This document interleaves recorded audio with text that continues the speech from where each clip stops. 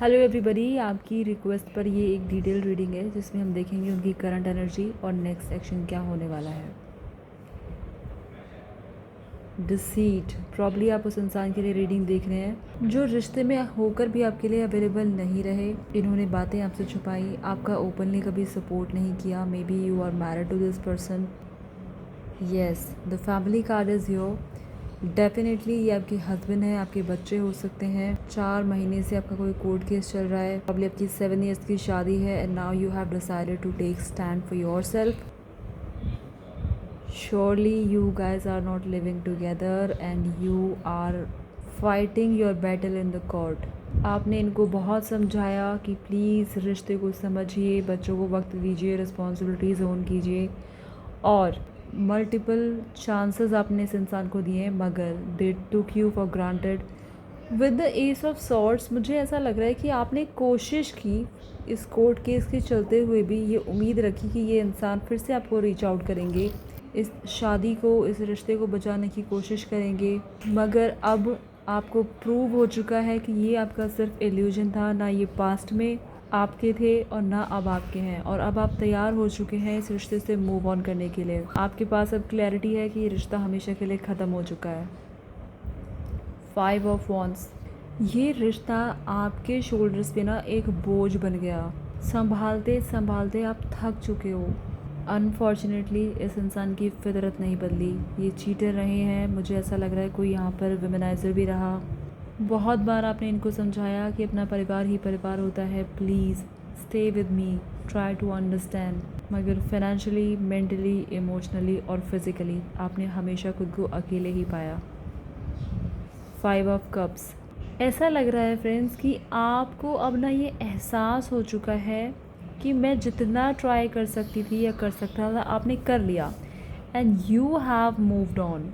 आपको अब कोई रिग्रेट नहीं है कि मैंने ये स्ट्रैटेजी छोड़ दी अप्लाई करने के लिए अपनी शादी, अपने रिश्ते को बचाने के लिए, क्योंकि आपके एफ़र्ट्स, आपकी एम्बिशन, आपके डिवोशन को कभी इस इंसान ने ना अप्रिशिएट नहीं किया। अपने परिवार के लिए आपने अपना करियर और अपने आप को दाव पे लगा दिया। ये इंसान बहुत ही ज़्यादा ऑथोरिटेटिव रहे होंगे, आपको डोमिनेट करते होंगे।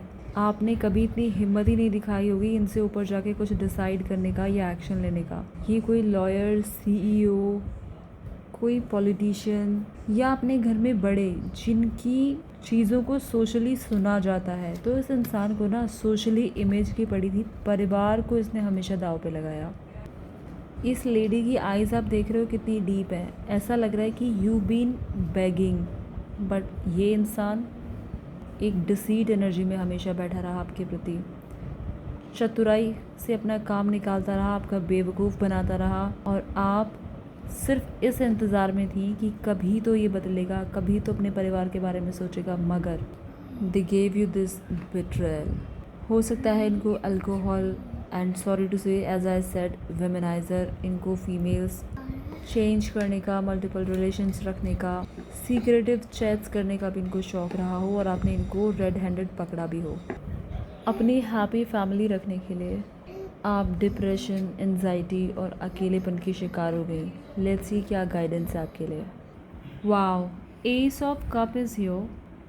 प्लीज़ इस इंसान को आप माइंडफुली जाने दीजिए।